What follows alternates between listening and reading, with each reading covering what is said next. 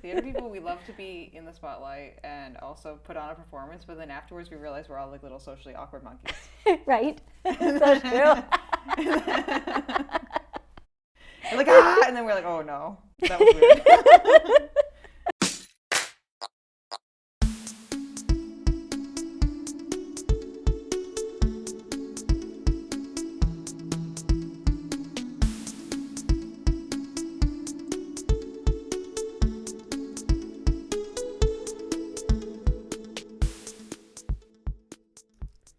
Hello, and welcome to Runnah, running on Cape Cod in Massachusetts and beyond. And I think I said runner again instead of Runnah, but that's okay. We're going to keep that in because I know I keep doing that.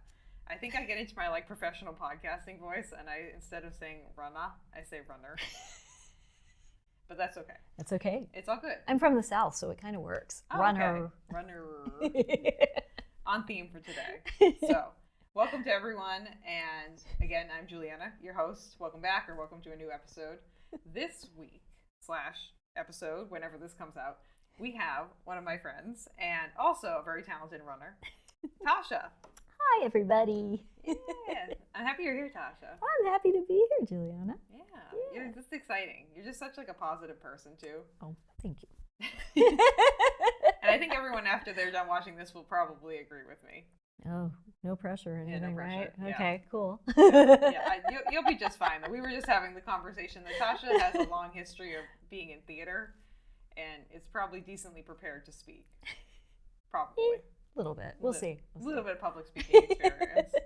But I think what we should start off with is talking about how you got started running. Like, what is your running origin story, Tasha? Okay, well, it all started when I was in the 3rd grade. Really? Yes. Okay. And so my dad was a runner. He actually started running when my mom was pregnant with me, and he was putting on that pregnancy weight with her, and was like, oh, I need to do something about this. And so he became a huge fan of Bill Rogers, Frank Shorter, looked up to them, and was just like, oh man, that's something I want to do. So he just went to it. So I was kind of exposed to it in my younger age, but it was in 3rd grade where I had a crush on a boy in my class. His name was Tyler Lee Gray, and my name was Tasha Lee Whited. So I'm like, oh, it's a match made in heaven. We've got to end up together because, you know. Yeah, in 3rd grade, perfect. Right. Let's get married tomorrow. Right. So, he's straight A student, and he was a fast runner. And so, of course, at my elementary school, our coach did this cool thing where he would hand out popsicle sticks for every lap that you ran. Oh, yeah. And you would count up the popsicle sticks and get a ribbon, like 25 miles, 50. So it was kind of a competitive thing. Yeah. And so Tyler was just really impressive. I'm like, ooh, I think, I could maybe make him like me if I run fast and run with him and everything. So I joined him and a couple of my other buddies, Ethan and John, and the 4 of us were just running around the track and getting all those popsicle sticks. And then we did a 5K run. And of course, I was like, oh, I want to keep up with him. And then when we got to the finish line, I'm like, no, I want to beat him. Yeah. And so I went for it. You beat him? And I beat him. Yeah. And then I don't think he liked me that much afterward, but we're still friends to this day, actually. But that's hilarious. You're still friends with him? Yeah, so that's so funny. That is how I ended up running initially. And spoiler alert, Tasha is not married to this man. No. that 3rd grade inkling did not pan out.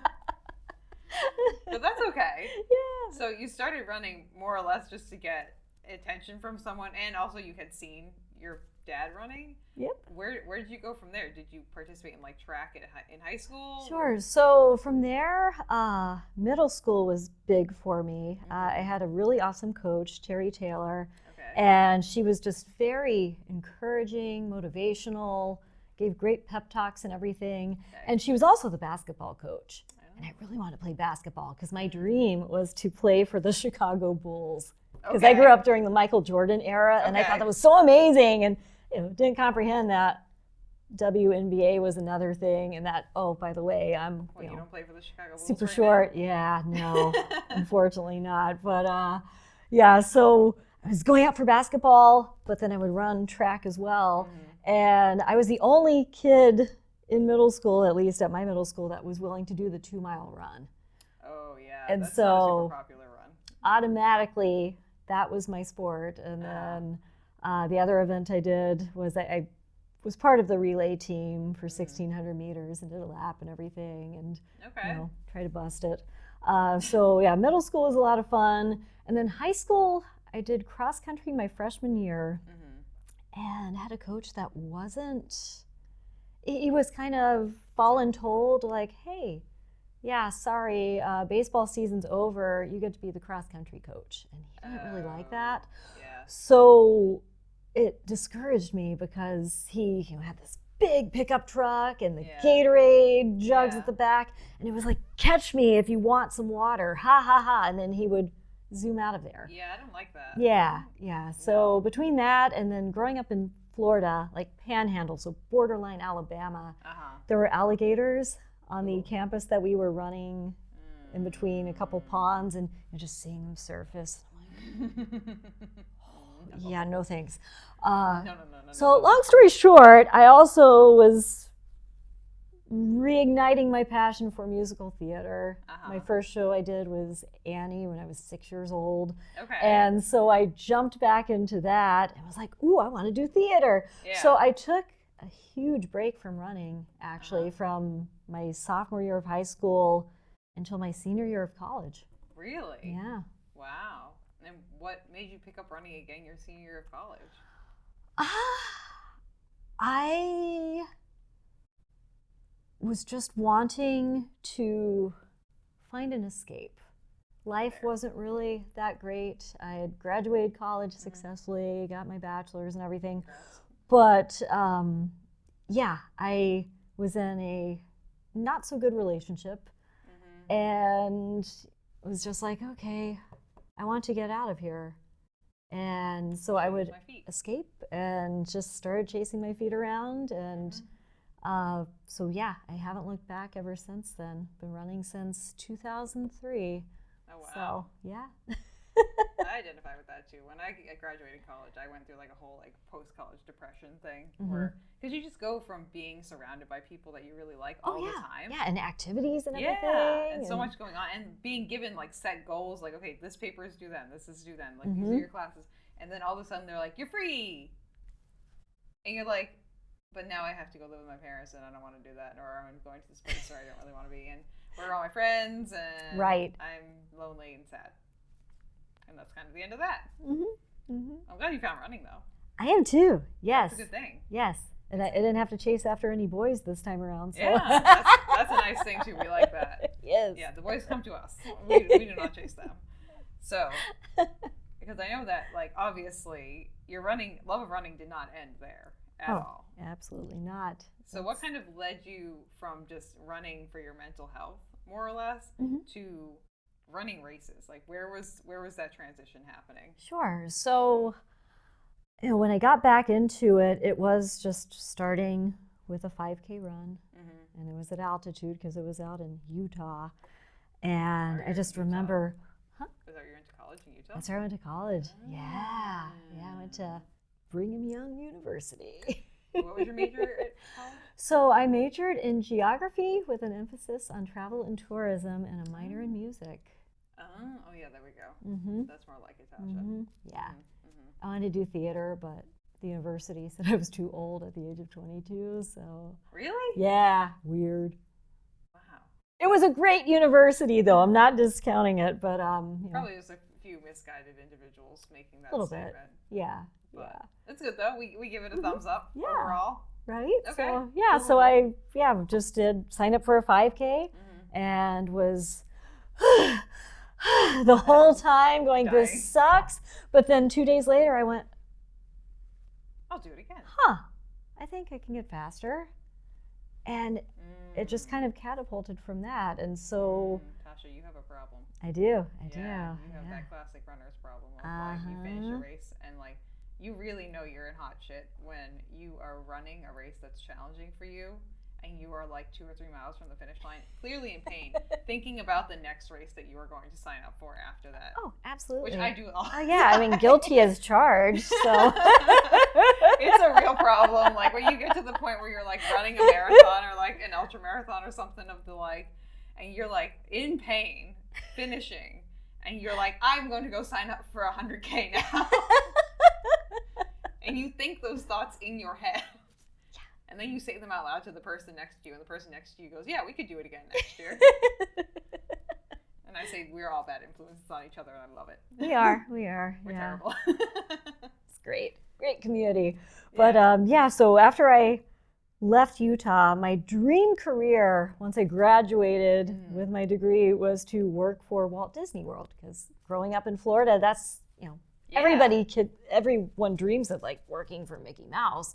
So and you're like a theater kid too, so that's kind of an inclination, right? To want to do something like exactly. That. So and I, had an aunt who worked there. Oh, there you go. Yeah, she was in entertainment for a bit, and then worked graphic art design and everything. So it's in my blood.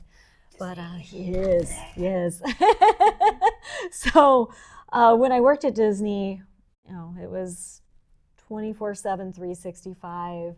Like, you were guaranteed to work on Christmas Day, New Year's Day, Thanksgiving Day, 4th of July. Like, the peak attendance dates were the major holidays. So to cope with those 60 to 70 hour work weeks, I found time to run super early in the morning or as soon as I got off my shift. And it wasn't fast and it wasn't far, because I didn't have that much time. And it was super humid in Central Florida. I imagine. But when I started working at Disney in entertainment, I was standing at the top of the Contemporary Resort. And it was marathon day. Oh. And I was looking down at the thousands of runners, and I was like, man, I'm going to run this someday, because my dad ran the inaugural in 94. Oh, nice. And I was like, okay, what's stopping me from doing a marathon? I think I could totally be one of those people. Yeah. And that was in 2005, and 2 years later, I did my first marathon, which was Walt Disney World. And it was my slowest marathon ever, but that's okay. I think that's completely fine. Yes. I think I've done it backwards. My first marathon was like my second fastest, and like they've only gotten slower from there. So I'm just like, but for me, it's like I think you're the same mindset now currently too. I can't say for like where you were when you were in your first marathon, and I wasn't in the same mindset when I ran my first marathon either. We run for fun. Like, we run to have a nice time. We're never going to be the fastest people out there, but we will have the most fun. Exactly. It is a party. Oh, yeah. Especially at Disney. I mean, you've got fireworks at 5 a.m. when the race starts. And nothing says wake the fuck up like like blowing off a firework in someone's face at freaking 5 a.m. Right? But it's the most magical place on earth. So everyone, was waking up at 2 a.m. to make sure to get there, to be in their corrals in time. So you pretty much hiked like a mile just to get to the start line in costumes and whatnot. I never was a costume person. I'm gradually I'm not, but doing that sometimes. But yeah. I'm much more function over like costuming. That's my question too. Is like, I see these people in these costumes and like, where are you chafing? Like, that must be very painful. Oh, I know, but they look fabulous. Yeah, some of these people really like know how to do it. Like, I want to do a costume for when I run the London Marathon, because apparently costumes are like a really big thing there. Yeah. But I'm just like, okay, how can I make the lowest maintenance Harry Potter costume that will literally just be pieces of running clothing? Because that's what I want. I want functional. I do not want like. I'm all for function. Yeah, I don't want like me running with Team for Kids was great because all I had to do was put on the singlet and I could put that on over everything. I was like, this is Julianna's costume right here. She wears her Team for Kids singlet. But did you dress up for the Disney Marathon when you were in it? I didn't. I was very basic, and so I know. I mean, crazy. Like, you dress up at work all the time, so why don't you dress up in a race? But Central Florida again, marathon weekend in January. It can be 80 degrees one year. It can be a wind chill of 26 degrees. I have run both. Neither of them are that fun. I mean, the wind chill of 26, I put every single layer on and would run to porta potties just to warm up for a few seconds. That's fair. Yeah. So I'm a connoisseur when I went to Tokyo, and specifically the days I was at Tokyo Disney Sea. Just for reference, the toilets in Tokyo are heated, and so it was like 30 degrees Fahrenheit with wind and rain while I was there, but I was hell-bent and determined that I would enjoy my time there. So I was going into toilets periodically to like put my hands underneath my legs and like just sit on the toilets and just get my body reheated. I would like recharge myself and I'd be like, okay, now we go on another Then I ride. can go on the next ride. Yeah. One more time. Okay, here we go. We just have to we one ride at a time. We do a bathroom in between. We do a recharge on our heat, and then we go back out. That's awesome. So I get that.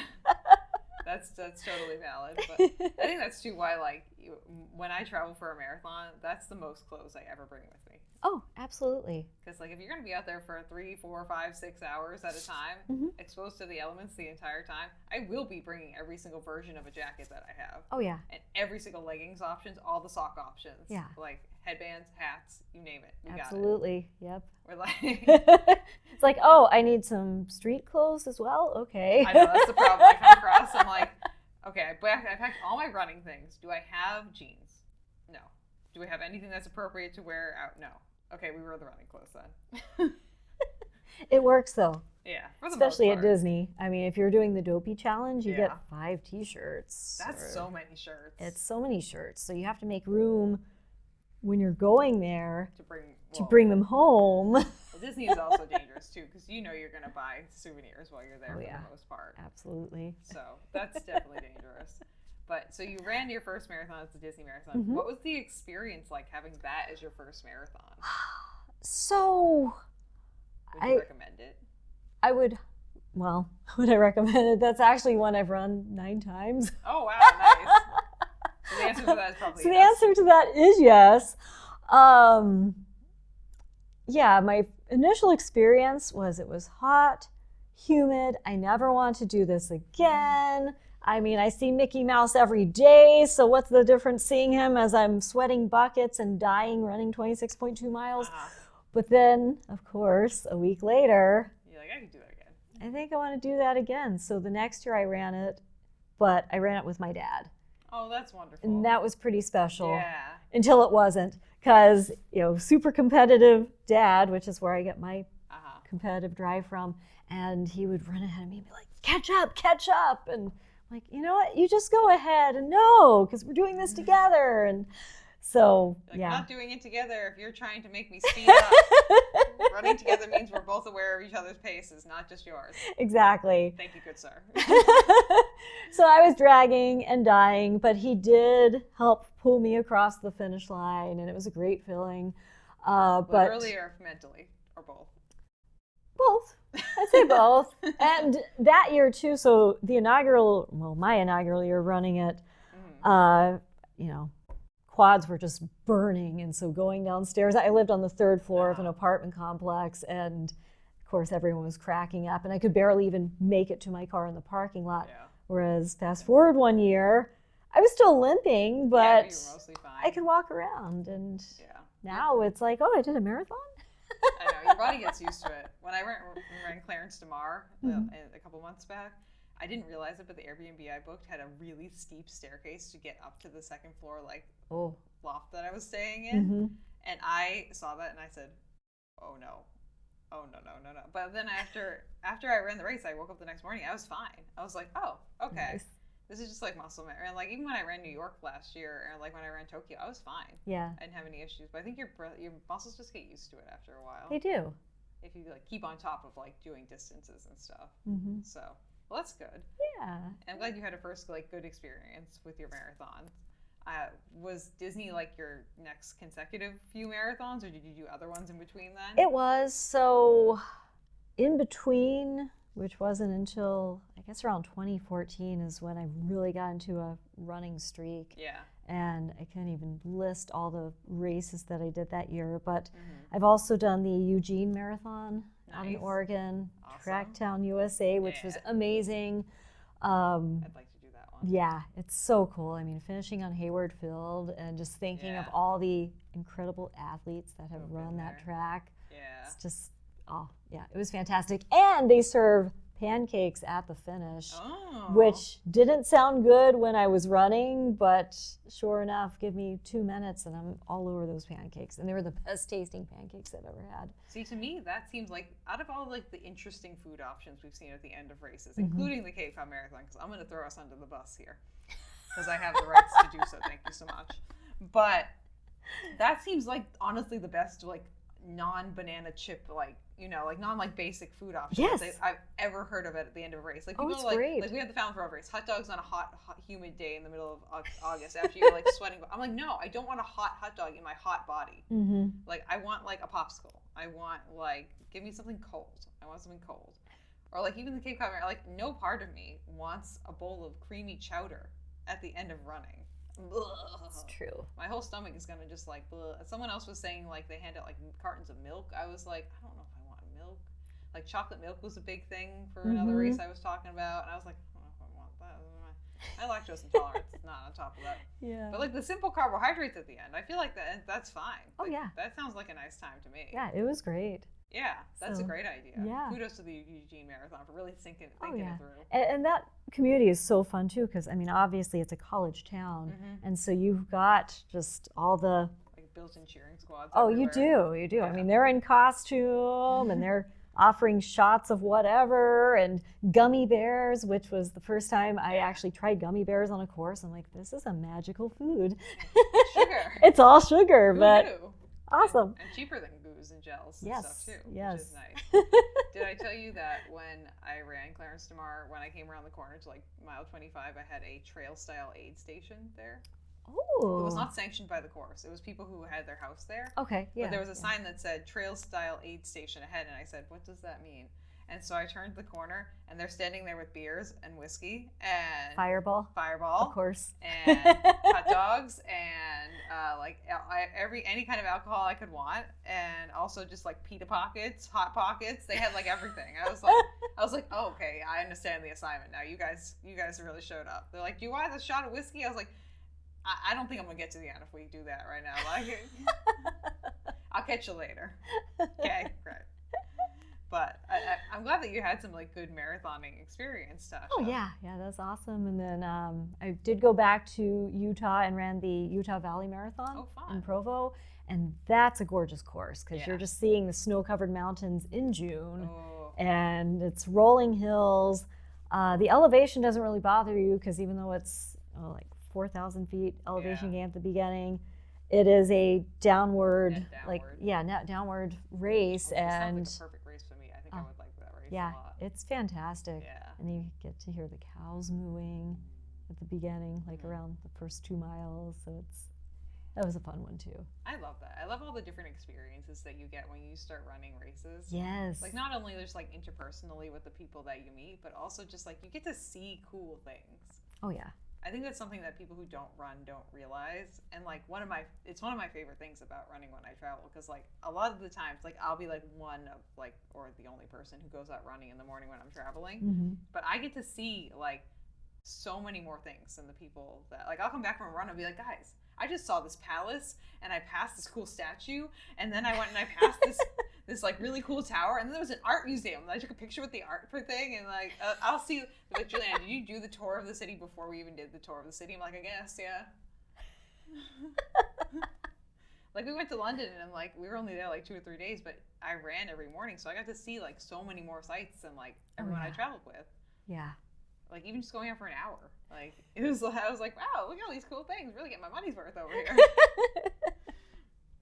It's fun to like see those things and like be able to bring those extra memories back with you. Oh, absolutely. And I am guilty as charged of when it comes to traveling, it always revolves around a race. Oh yes. Yes. Yeah. I mean, most of my travel has kind of came from that. Yeah. Like I'm even thinking to go back and visit my best friend Jeff in June, and I was like, is there a 5K we could do together? We could do that. That'd be fine. Or like a 10K, you know, it'd be fine. It's great. Yes. Yeah. I'm a fan of the World Marathon Majors, mostly because they give me a place to travel to that I wouldn't necessarily go on my own. And then it kind of creates like, it just prompts me to go somewhere I wouldn't go on my own. Right. Yeah. Like when I went to Tokyo, that was cool. Yeah, that's awesome. But talking about like traveling and moving, how did you get here in Falmouth, Tasha? Because we're talking about you in Florida. We talked about you in Oregon. We did not talk about you where we currently sit. So it all started with me just throwing darts. Not really. So working as a military civilian, I have the good fortune of I could stay put in one location for the rest of my life, or I could hop on USA Jobs and apply to something else. So working for the military, I've lived in Washington State, Ohio, Colorado, West Virginia, and Massachusetts just spontaneously popped up out of nowhere. In 2019, I traveled to run the Boston Half Marathon. Oh yeah, the BAA half. Because I'm like, I'm never going to qualify for Boston, but I want a unicorn medal, and I want to say I ran something that has the unicorn on it. And if you flash the BAA half medal fast enough, no one knows. Right, exactly. Yeah, I mean, you get the matching Adidas shirt and everything. Yeah, well, and obviously not like a big secret, but like secret for people who don't know. You can just buy the Boston Marathon jacket without running the Boston Marathon. And you can also buy them used on used clothing websites for like $30. Not even, sometimes they're like $5 because people just want to get them out of their house. Yeah, I'm not one of those people though. I have to earn it. Oh no. The 2 times I ran Boston, I ordered them online and I had them with my parents when they finished in the packaging, so that way if I did not finish, I would mail them back. Nice. That was smart. Luckily I finished both times and I had both jackets. Good for you. It is kind of sacrilegious to wear the jacket without finishing it, even though the number of people who walk around Boston wearing those jackets before the race even starts is wild to me. True. They did not get the notification. But you know what? Hey, it is what it is. So you flash that BA half medal, you wear that used Boston Marathon jacket, and you be like, hey, look, I ran Boston. Half. And then walk away. No one has to know. No. We won't tell on you. So you came up here for the half. So yeah, I came up here for the half, and then at the time it was the Reebok Women's 10K, which was the following day. Yeah. And so I'm like, I have done the Dopey Challenge already, so what's a half marathon and a 10K instead of a 5K, 10K, half and full? And came out to Boston, spent 3 days, did an Airbnb, just hanging out in the Back Bay area, and walked all around, did the Freedom Trail and everything, and loved it. Yeah. Didn't know anything about the Cape, but fast forward to during the pandemic, and I had actually left working for the military to be a park ranger for the state of Washington. Yeah. Which, had its perks, but maybe not what you wanted to do long term. It was not the dream career that Yogi Bear made it out to be, so I want to be that park ranger and just... You prevent forest fires. Yeah, Smokey too, yeah. But, so during that, I was just like, I've been in the Pacific Northwest for a while, and I love it out there. I mean, it's my most favorite place. It's so magical, just the evergreen trees, and you can be, it's on my bucket list. You need to run a race. There's so many great races out there, too. I have so many races that I want to run over there. Yeah. Oh, I'm going to St. Louis this summer. That's not really all the way over there, but it's closer. It's closer. I've been to Chicago, which is closer. Okay, yeah. You're gradually making your way across the problem is time zones. We're kind of getting derailed by the bigger things like Tokyo and Sydney and things like that. The Tokyo thing kind of derailed some of my non-international travel plans a little bit. But I'm not taking that as a loss at all. Right. Yeah, I wouldn't. Yeah, that's amazing. That's so cool. Have you been to Tokyo? No, I haven't. Oh, Tasha, I don't even have a passport yet. You don't have a passport? I don't. Yeah, I know. But when I was in Washington, I had an enhanced driver's license, so I could cross the Canadian border. That was pretty cool. Okay. Yeah. We got to get you a passport. I know. That's 2025 resolution. Yeah. Yeah. You would love Tokyo.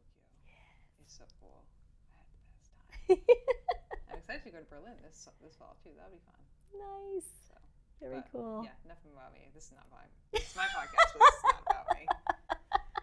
So you're looking at jobs online. Yeah, so looking at jobs online, and my background was military housing. I started as an Army housing intern back in 2009 at Joint Base Lewis McChord, where I graduated to become a housing manager. So that's my experience. So I just went online and plugged in housing management and saw Base Cape Cod position open, and it's like, I don't really know anything about Massachusetts aside from I had fun in Boston, so So the whole state's got to be fun, right? Yeah, or screw it, let's Commonwealth, as we call go. it. So yeah, so I applied, interviewed, and was offered the job, Okay.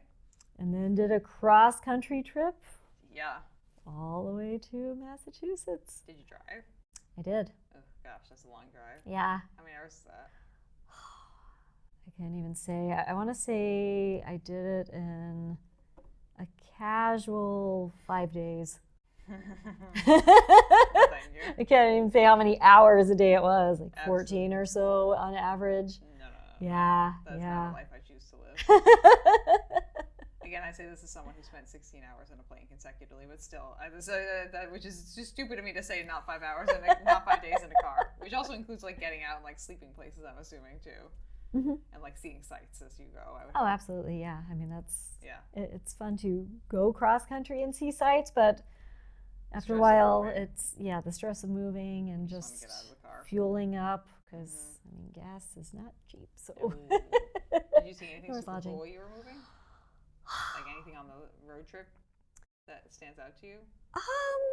If it was boring and blasé, that's fine too. I mean, there was this incredible pizza place in Seabeck, Montana. Okay, shout out to the pizza place in Seaback, Montana. Yeah, I can't remember the name of the pizza place, But it was good. It was amazing. That pizza lives rent free in Tasha's brain for the rest of her life. Don't get me wrong, we have some great pizza places here too on the Cape, But in your head, like I feel like the things that live in your brain rent free are a combination of like the right time, the right place, and the right thing, like all just kind of hitting it off. oh, like, for sure. Like yeah. you were so hungry, you were tired, and you were probably walked in and they were kind to you, and like, And it was the only place that was open. Yeah. And so you're probably so thankful for that. And then the pizza was probably subpar to good, you know, and it just like exactly hit what the you were looking spot. for. Like that's what I needed to pick me up. So, so that was memorable. And then I'm blanking a name on which I shouldn't, because they have signs every almost 2 miles for this truck stop, if you will. Buc-ee's. Is it Buc-ee's? It's not Buc-ee's, no. Okay. No, it was Wall's drugstore in South Dakota. I can't remember, but it was interesting. Truck shop? Yeah, they advertise like nickel coffee and free ice cold water, which was very good water. Okay, yeah. Yes, sure. and then some pretty tasty donuts and everything. Wow. And they had some animatronics, and it was kind of a Disney knockoff, but I thought it was cool having worked for Disney. I think I've actually seen a YouTube video on this place. Okay, yeah. Because now that I'm remembering like the animatronics, I think I've seen videos of this I mean, actually. it's off the beaten path, but where you're traveling to and from, it's like, you know what? I need a detour, so I'm going to take this exit. And I too need to live in a different world for a few minutes. Yes. Sometimes you need to just mentally disconnect from what you're doing and just be surrounded by janky animatronics singing at you. Mm-hmm. It's a nice time. Okay, so we land over here in Cape Cod after our 5 days of driving. Yes. What were your initial impressions of moving down here? Strangely enough, it was very similar to where I moved from. So I was living out in Westport, Washington, which is on the Pacific coast. And there were cranberry bogs, and there was a beach. And didn't have as many rocks as we do up here in New England, but specifically in Falmouth, we have a lot of rocks. Lots of rocks, yes. Water, But so the beaches out in Washington have brown sand.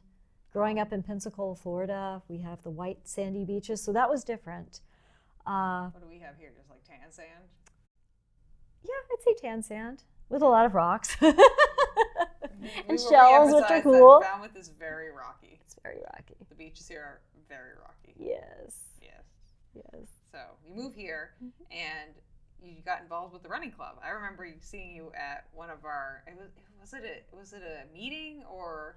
It was the open house for the new building. That's for this what new it Falmouth was. Running Club building. Mm-hmm. I remember I talked to you about like Run Disney, and we were talking about like marathon running and stuff. Yes. This story was possibly there too. I think or so. Alex, maybe one of them. Yeah. At least one of them. Yeah. I remember Kathy obviously was there, but was that your first event that you went to, or? It was. So I actually just dove in feet Head first. Well, yeah, we'll say head first, actually. Yeah, it was head first. You can dive in with your feet and your head together, you know, just like put your head between your knees and with do my a little cannonball. water wings and everything. Boop, boop, boop, boop. Splash. Yeah, so my goal as soon as I moved here was I need to make friends, I need to network, and I need to run because we were still in the middle of the pandemic. I remember going to Base Cape Cod and still having to wear a mask, which was just so strange because it's like, hi, my name's Tasha, nice to meet you. And you're just seeing everybody's eyes, so you have no idea what anyone really looks like. And yes, I remember we were finally able to take off masks and like, whoa, you have a big smile, thanks. But there were definitely a few people when we took off masks when I was working in the nursing home still that I was shocked by the bottom half of their face, and I was like, that is not what I expected to be underneath there. I had to hide my reaction, which is hard, you know, when I feel like you're in the same camp. Very expressive faces. I feel like anyone who does like any kind of theater, it's kind of a requirement, but you just have like a very expressive face, and like sometimes my face betrays me, and like I'll be like, oh, that's nice, and my face is like and I don't realize it. And so I'm like, oh yeah, you know, I mean, that's really nice. My face might be telling you it's disgusting, but I like it. Your pie is great, Grandma. So fast forwarding to diving in head first. I was all for just finding out about the running community because I knew the Boston Marathon, the Holy Grail as it's known, and I agree with, it was there, so they have to have some amazing races, right? And I mean, you've just got all these incredible athletes in New England in general, from Joan Samuelson to Frank Shorter, Bill Rogers, and they're like all here. It's so cool. Yeah, Bill Rogers lives somewhere like up on the bike path somewhere out there. I see him huffing and puffing sometimes. And then Amby Burfoot, met him in Connecticut when I did a race. Who is he? He won the Boston Marathon in '68. Oh, okay. Don't quote me on that. Sorry, Mr. Burfoot. I'm not super good with names, to be honest. But so when I moved out here, it was only 2 weeks of me living on the Cape that I decided to run the Horseneck Half Marathon because it was Westport, Massachusetts, and I had just moved from Westport, Washington. Okay. So I don't know. That was my your foray into Massachusetts running. Pretty much. Well, you're secondary because you ran the BAA half already and the women's 10K. Yeah. So. Yeah, but it was a great experience. That's good. Just running along the beach and everything. It was a very hot and windy day. I remember that, especially along the ocean. But what was cool about it is. Say ocean, Tasha. Yeah, well. That's very like Western. Ocean. Oh yeah. Midwestern ocean. There are certain words that people say where I'm like, I was just talking to someone the other day and they didn't tell me where they were from, and they said like something like coffee or something. I was like, oh, you're from like Dorchester or something, aren't you? They're like, yeah, how'd you know? I'm like, you said that word real strong. Coffee. Yeah. You know.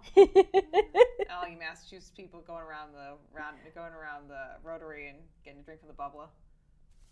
Tasha's like, I kind of understood that. Kind of. Well, to be honest, when I heard about rotaries. Oh yeah, the Rotary. What's that? It's a roundabout. What do you mean a rotary? And I had no idea that I would be white knuckling it and playing Danger Zone. That coincidentally, Danger Zone from Top Gun was on the radio the first time I drove in a rotary, which kind of added to the whole experience. You're like, oh yeah, that was scary, but it had ambiance. Yeah, it's like I lived. I can do this. Woohoo! Yeah, no, that's the thing that deters most people. People here don't like going over the bridge, but they really don't like the rotaries. The rotaries live rent free in people's brains. That's like their enemy forever and ever and ever. Oh, they are.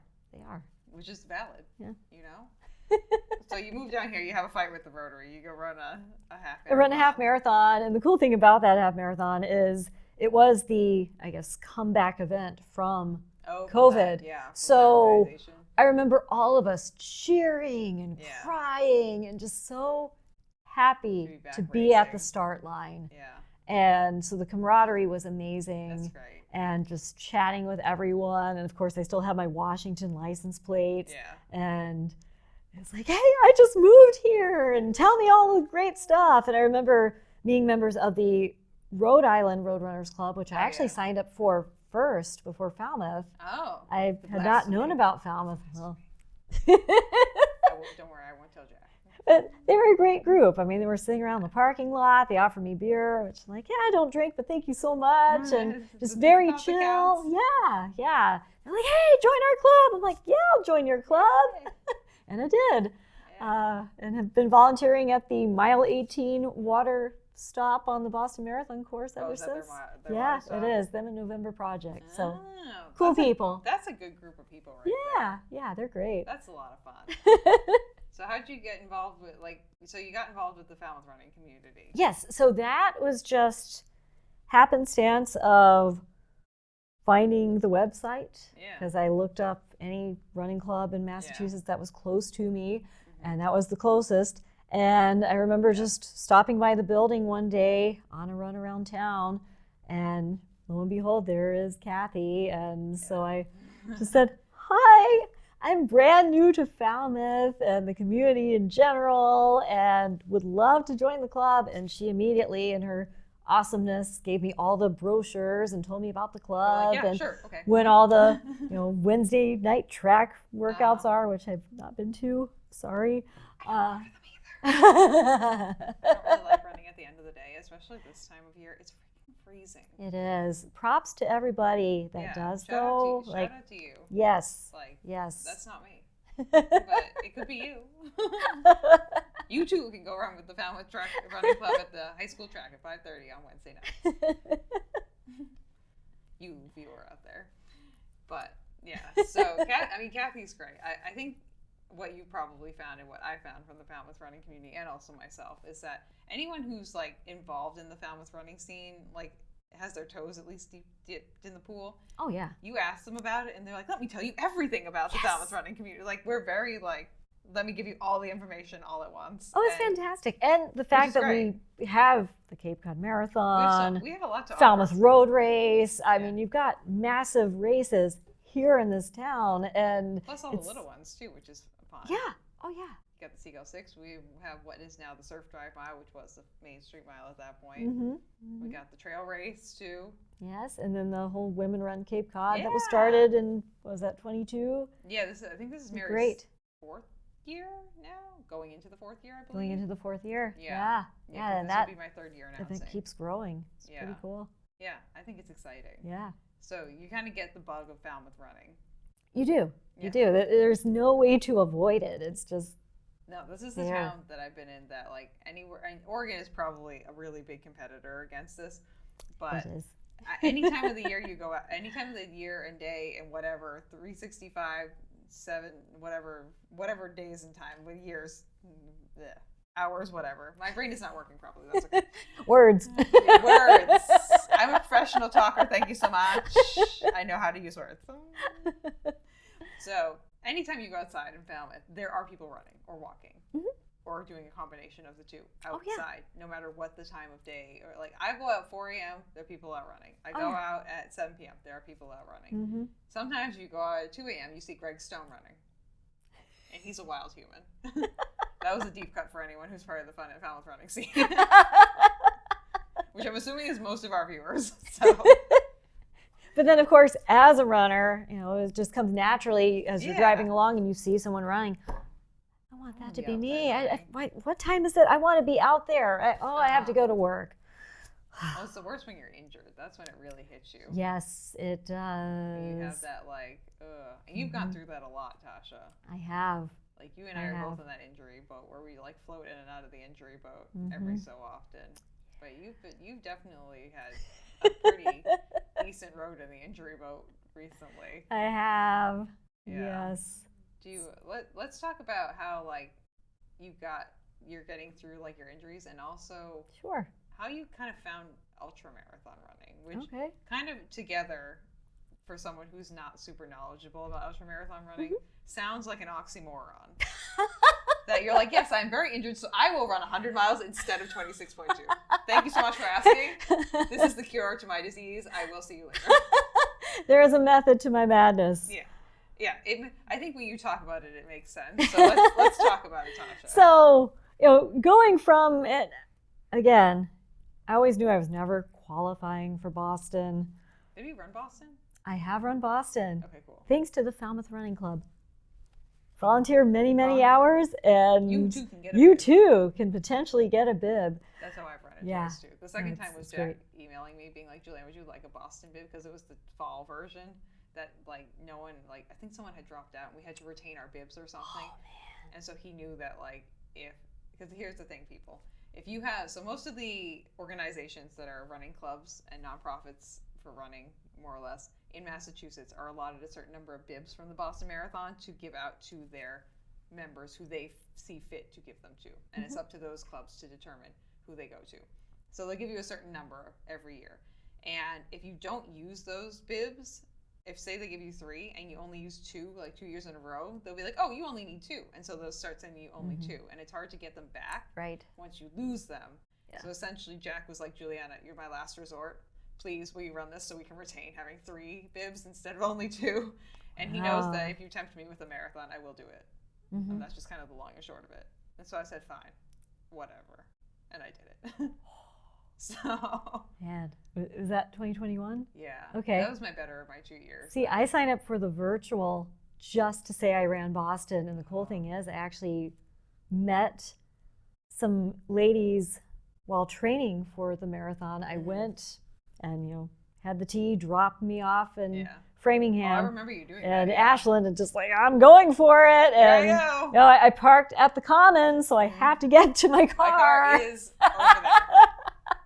And it was awesome. So yeah, for the virtual marathon, and this is kind of where my ultra marathoning started, was the 2021 virtual marathon. So I parked at the Common, hopped on the T, and I think Ashland is the furthest that it will go along the Boston Marathon course. So that is still 3 miles away from Hopkinton. I routed this out. So I ran a mile from the Common to the T, and then 3 miles to the start line, and then did the Boston Marathon, and then still had to run a mile back to my car. So does that put you like 30-ish miles for the day? Yeah, so you ran a 50K essentially. Yeah, so I ran a 50K that day, and I'm like, whoa, I'm an ultra marathoner. Yeah. But I did the virtual Boston Marathon along the course, and that was a cool experience too, because there were so many people that year, especially again with COVID having been, a recent thing, that everyone wanted to run out there. And so there were quite a few, I forget what the time frame was. I ran on a Friday with the women that I ran with because it was not as busy, I guess. Yeah, I remember a lot of people posting like them running on the course, like at some point during like the week/weekend of and before. Yeah. For the most part. Yeah, so that was pretty cool. Okay. And that just kind of gave me the bug of, well, I did all that in a day. Because before that, just briefly rewinding back to Washington, there were a couple virtual challenges through the Yeti Trail Runners Club that's based out of Virginia. Okay. And one of them is the 24-hour challenge. And you run so many miles every couple of hours where it adds up to being a 50K within the 24-hour period. Which is very manageable for anyone that wants to just dip their toes into the ultramarathoning world. I mean, you have 24 hours to do it. You're taking breaks in between. You can have your lunch and whatnot, and then, okay, let's get back out and hop on the treadmill or go outside or whatever you want to do. Yeah. And then after that, I did a 50-mile virtual challenge, the Yeti 50, and did all of that within 24 hours. And I'm like, okay, I got this. So yeah, Boston was just the next segue into ultra running. Yeah, you dive in headfirst into ultra marathon running. Absolutely. So when I started breaking down my body, because 2022, I ran the New York City Marathon, which I had actually done the virtual for in 2020 during COVID, and then New York Roadrunners allowed participants that were guaranteed a non-complimentary entry that you could choose 21 through 23 as what year do you want to run the New York City Marathon. Yeah, and so I just chose 2022, not even knowing at the time when I was out in Washington that I would actually be living 3.5 hours from New York City. Super cool. Yay. Love it. I love it. Yeah. Yes. You should have waited till 2023. Not that we knew that I was going to do it in 2023. I know. Well, I should have waited because of my injury in 2022, but it's like, well, I'm not able to, do anything about it, and it's. So what was your injury exactly that year? So my injury was chronic osteitis pubis. That is your hip bone, correct? That is your pelvic bone, and it's an inflammation of just the groin area. So long distance runners that overtrain and pick up that mileage too quickly, they can get it. Soccer players can get it. Pregnant women can get it. Football players. So, I mean, there's quite a few categories of people that if you're just doing too much, too fast, it can happen. And so I had not been diagnosed with that just yet, and being a stubborn runner that I am, it's like, okay, I'm doing this. And I took it slow and steady. I finished in 4 hours, 45 minutes. That's pretty good. And of course, I also had the Dopey Challenge that January.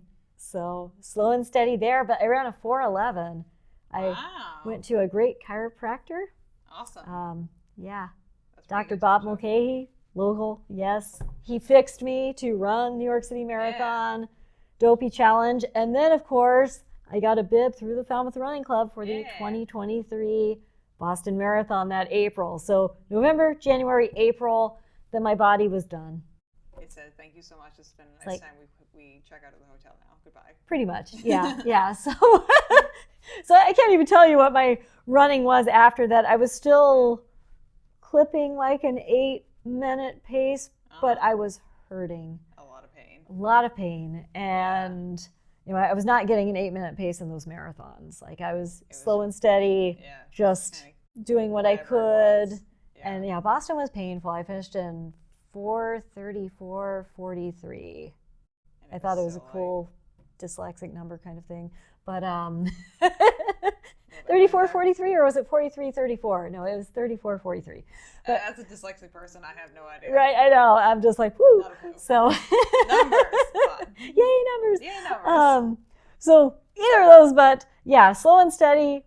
Was hurting, but was so happy to have finished. And my parents traveled up from Florida to watch me in that marathon and everything. So, kind of took it slow and steady until one of my friends who actually ran the virtual Boston with me was like, wait, your favorite holiday is Halloween?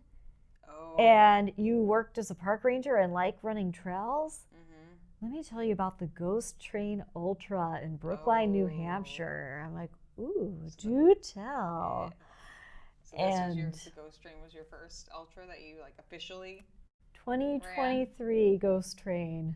I officially ran because even though I was broken from those 3 marathons, April to October, that's enough of a healing time frame, right? Yeah, that's fine. You don't need more than that. It's fine. It's cool. Yeah. Chill. Oh, and that was also the year that I had the honor of singing the national anthem at the Falmouth Road Race. Oh, yeah. And the day after, I had this horrible pain on my... yeah, I remember this. Yeah. Yeah. Emergency appendectomy 24 hours after having done the Falmouth Road Race. Yeah. So that kind of took me out for a little bit. Those seem to be spreading around. Dory had it. She did. Yeah. Right before Boston. Yeah. Must be something in the water. Yeah. That one, actually, I was going to say, I haven't had an appendectomy, but I actually have. Oh, so when I got my colon resection, the emergency one, they took my appendix was attached to that part of my colon that was down there. So I do not have an appendix anymore. So I cannot get it. So technically I did get an appendectomy. Okay, cool. It was not the main reason I was there, but it was just a bonus.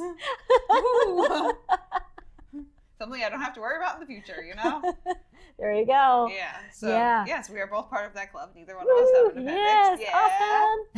And Dory, we send some love out to you. Yes. So you're kind of going through some health challenges. Yeah, lots of health challenges, and so of course Ghost Train piqued my interest because I'm like, oh wait, it's a party. You have 30 hours to go as long as you want. And of course, 100 miles is the goal that an ultra runner wants. Yeah. And in 30 hours, that is doable if you train properly. But with all my injuries, you were like, that's probably I just wanted the experience of being out there, seeing the awesome Halloween decor. Yeah, being in the woods. Which is really cool. And the year I ran it, it was Friday the 13th. Was the night that you could camp out before the race started, the morning of the 14th. So, absolutely yeah. Not. I don't do scary things. Just that. I'm just like, no. Because Ben was trying to convince me. You've met Ben briefly. Yes. And he's obviously been on the pod.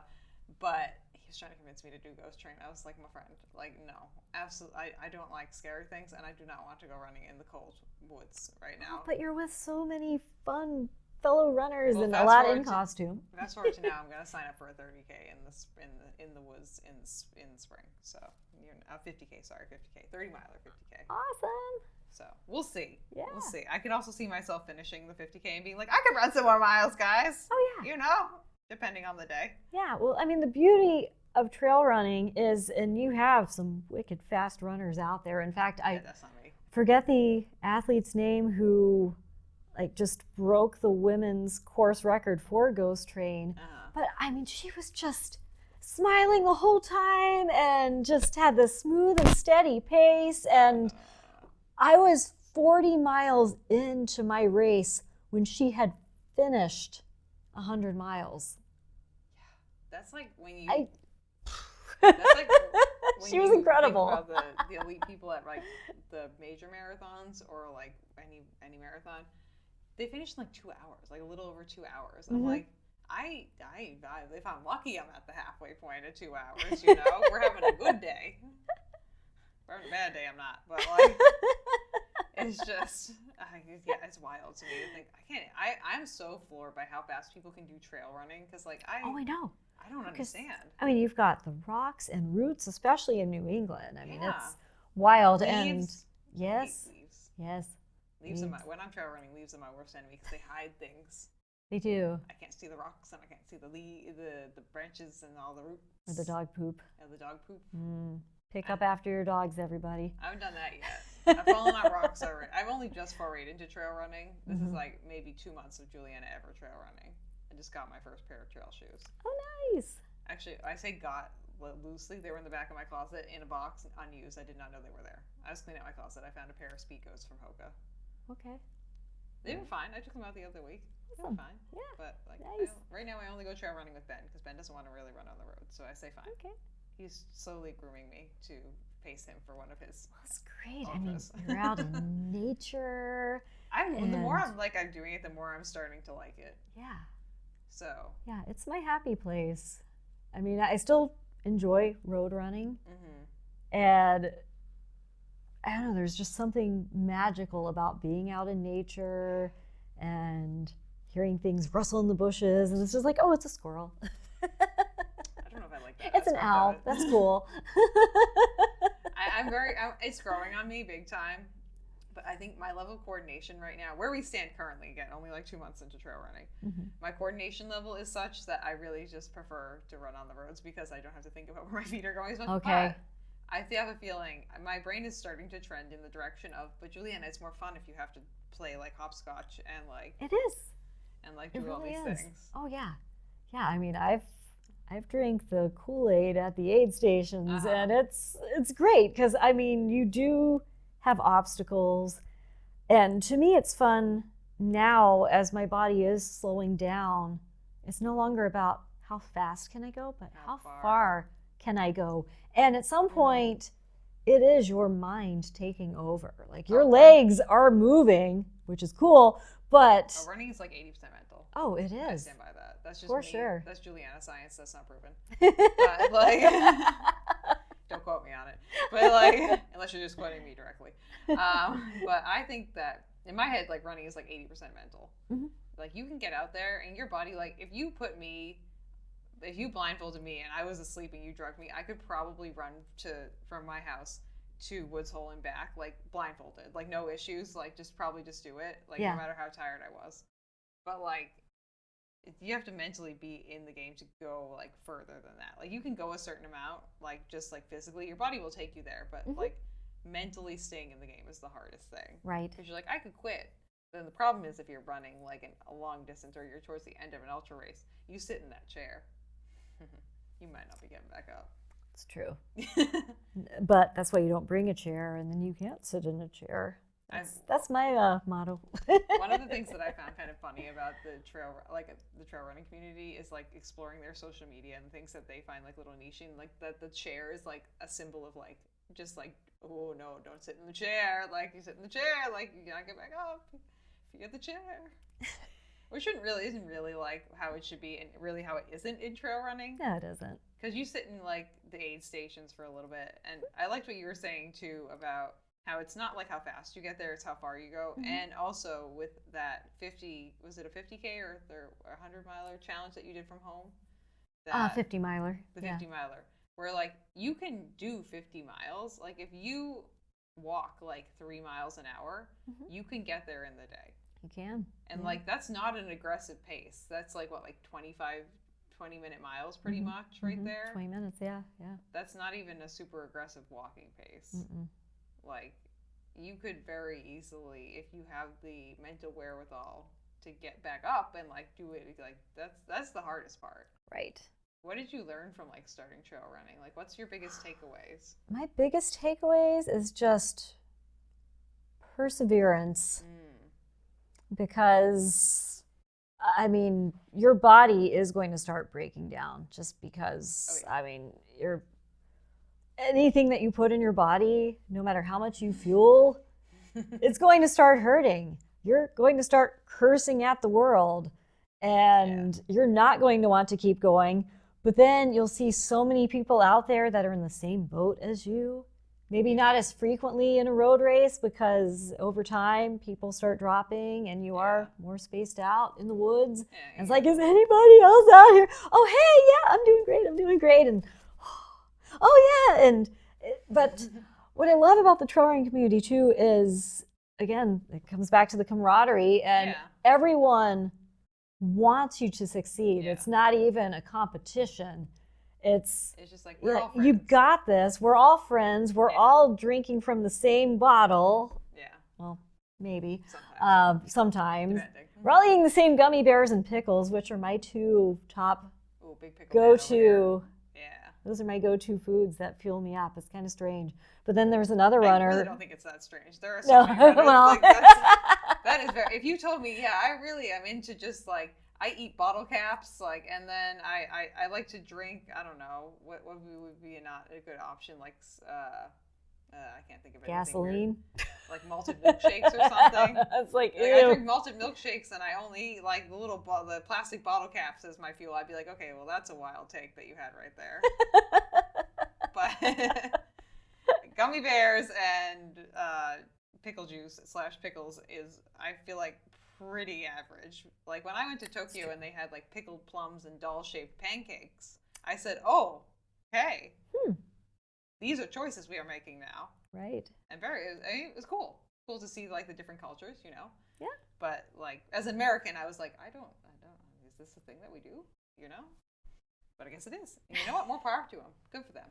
Yeah. So you kind of like got that camaraderie that you were not necessarily maybe getting fully in road running, because road running, I feel like, can be very competitive sometimes. Very competitive. And even if it is not competitive, I'm also guilty of like, I think I can catch that person in that blue tank top. I'm going to do it. And then you're just holding your breath until you get past them, and then you're dying, and then they pass you anyway. But yeah, I love reeling them in.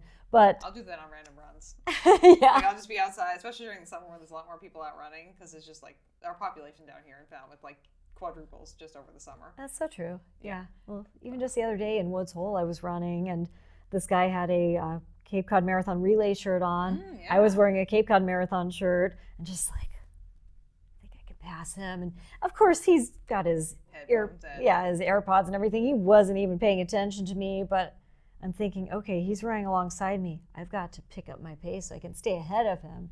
Mm-hmm. Yeah, you can be competitive with people for no reason. Yeah, it's crazy. But in a trail race, you're just like, yeah, let's get to the next aid station and it's a party. Eat grilled cheese sandwiches and then go to the next aid station. And just like everyone's just happy to be around everyone. It is. It's so much fun. This is why I think I probably should be in trail running more too. Is like because like I'm also notorious for chatting with people while I'm running too.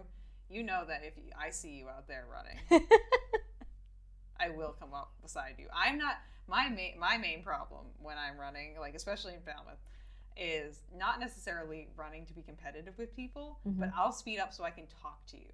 Like I will speed up so that way I can be next to you and be like, "Hello, friend," and they're like, I'm like, "Hi, you want to talk? What's going on?" Hey, just being annoying over here. That's not me on the roads. I'm just like in the zone, focusing. I don't want to talk to anybody. I just want to get to that finish line. Oh, I have the best time. If I could have just like a posse of people around me, like not every run, because you need those. You need, I'd say like 2 or 3 runs a week, because like I need the time to mentally process my stuff. You know, I need that. But like, I love talking to people. Tasha. This is why I have a podcast. I love talking to people. But so trail running, how have you found that balance between like injuries, just dealing with your body, doing weird random things, which I totally understand, you know? Sure. And going longer distances, like how is that? Has it been easy finding a balance? Has it been challenging? It's been challenging as in there's not enough time in a day for me to be out there as long as I would love to be out there. Right now, where I'm living is just a mile away from the West Barnstable Conservation Area. Oh, you've got a nice spot out there. And the trails there are fantastic. Yes, love them. But I can't be out there all day because I've got a full-time job and also safety too. You know. Yes, that too. So we are, whether we like it or not, we're female presenting runners. So like. Yes.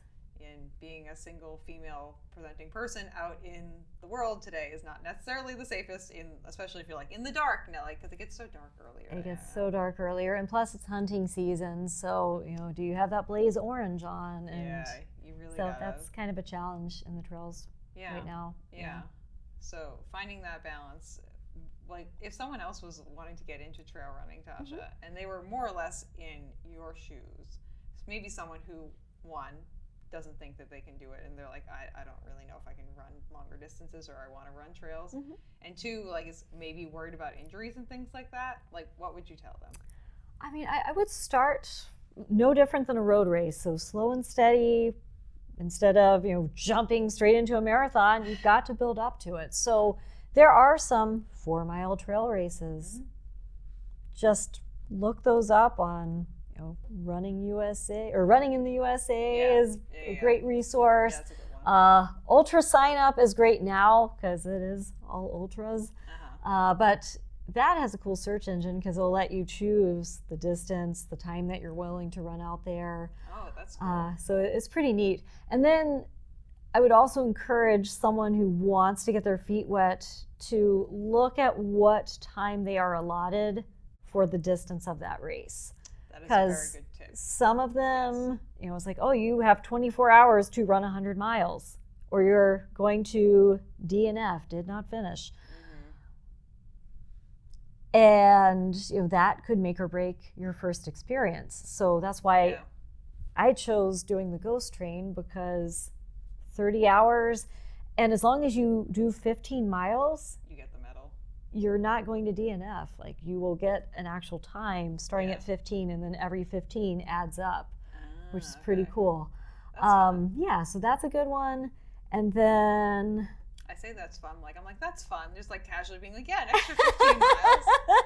I love how flippantly runners, especially long distance runners, we're like, I just ran 20 miles. We're like, oh, that's a nice time, Tasha. And we're not fazed by anything. Like, people are like, oh I just ran 100 miles. We're like, wow, congratulations. That sounds like a really fun time. You're like, it was. And we're like, and people who are not runners are like, are you crazy? Yeah. 100 miles on foot? Why? Well, I mean, people ask, wait, you did 3 miles on foot? Why? 100 miles, Ooh. Well, you're probably in that camp too, where like you show up to an event or something, you're like, I walked here, and they're like, you walked here. Yep. Like, yeah, it was only like 2 miles. They're like, you walked here? I'm like, yeah, I got to see all these fun things while I was walking. Blah blah blah blah blah. But yeah, I think it's great. But yeah, I think definitely paying attention to the time is important. I think that's important to pay attention to with any race that you sign up for, especially if you know you're not going to be like in the fastest part of the race. Well, that and also the terrain. So if you hop on the race website, I mean, there are some ultras out there. I did one called Free to Run 50K. That it's out in the Berks. So which are notoriously hard to. Yes. So it was, I think, total elevation gain of 6,500. Is that like mini Jigger Johnson almost, kind of? In the sense of, yeah, it was, oh my goodness. Because that's the one Pittsfield State Forest is the location of the race. Okay. And Berks puts it on, so it's the Berkshire Ultra Running Club. Sorry if I got that wrong, Berks. But they do put on some great events. But yeah, this one in general, it's like, okay, well, I know I can run a long distance. Let me see if I can suck it up and actually do all of the vert that comes with it. So for anyone wanting to begin, I would look for something that is a little bit more flatter and faster and a few rocks and roots, but nothing too crazy when it comes to vert or elevation. Yeah, definitely check that out. Yeah, that sounds like mini Jigger Johnson to me, which anyone who's watching, if you watched Ben's episode, that's the ultra that Ben ran, which after my research is coined as the hardest ultra marathon on the East Coast. So, it's not easy. And I'm like, I don't know if that's for me. I don't think that's my calling right now. No. Rocks and me are not friends. Okay. I trip over rocks all the time. See, I like mentally being engaged the whole time because it takes away from my physical pain. Mm-hmm. So if you're watching your footing, and granted, if you're out there for 10 plus hours, especially at nighttime, things are going to look a little bit rockier and steeper, and your headlamp is not going to capture all of that, but that's my problem. You are focusing so much mentally that you're forgetting how much you're in pain. And then aid station, woo, let's party! Yeah. Maybe at some point, but right now, no. Yeah. I'm working on my technical trail skills. They're not very good, but it's only been like 2 months, so it's fine. That's okay. All right. We're trying. But yeah, so maybe start off with something that's not quite as aggressive in the elevation gain / terrain as that one. Which there are plenty of those out there. I think one of the big misconceptions that people have for like trail running is that there's only ultra distances out there if you want to run a trail race. True. Which is not true. Like you just mentioned, like the 4-mile races, or like I think the name of the race I'm running in the spring is the Watapa. Oh yes, yeah. Is there in New Bedford or somewhere in that area? It is. I think Fall River. Actually. Mm-hmm. Yeah.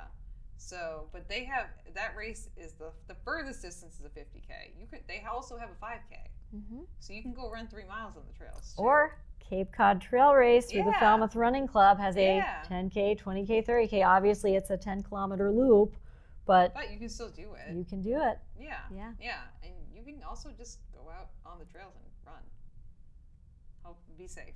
Don't like be unsafe about it. Get the correct footwear and bring like your gear with you, and bring more gear than you think you need, because whether or not you need it, at least you have it. Yeah, bring emergency supplies. At least even if you're just going running out in the trails here in Falmouth, bring your phone with you.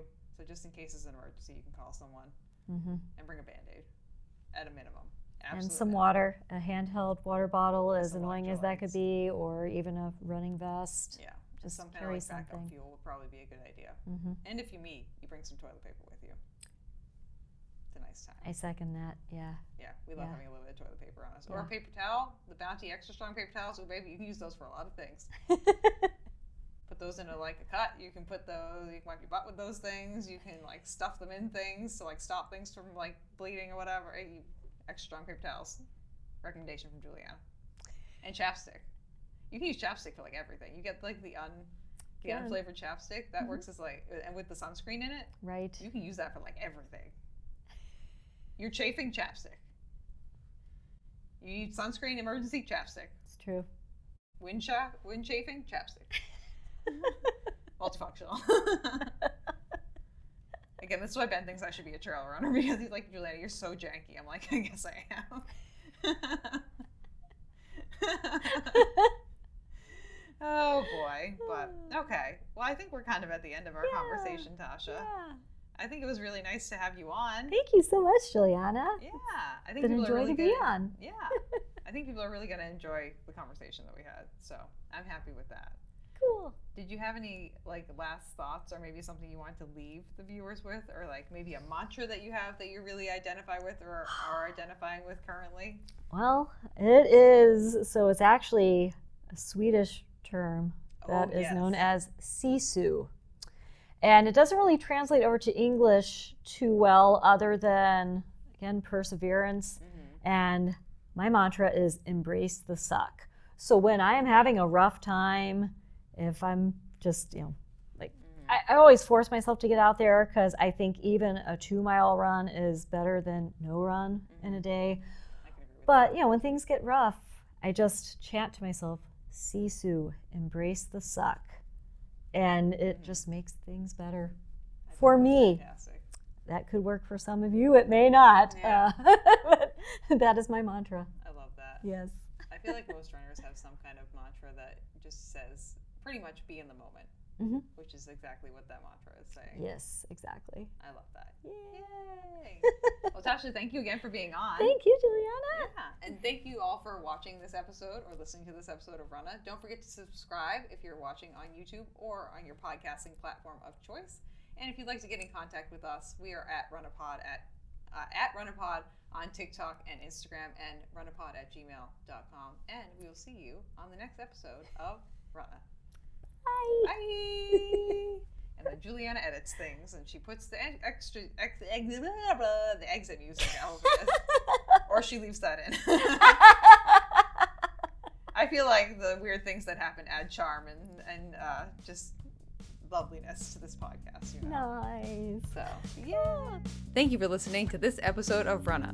This podcast is edited, hosted, and produced by me, Julianna Coughlin.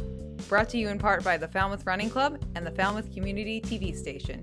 If you'd like to connect with us, you can find us on Instagram and on TikTok at RunnahPod. And you can send us an email at runnahpod@gmail.com. And our original theme music was brought to you by the one and the only wonderful Jeffrey Hutton. And keep up the great work. I'm proud of you.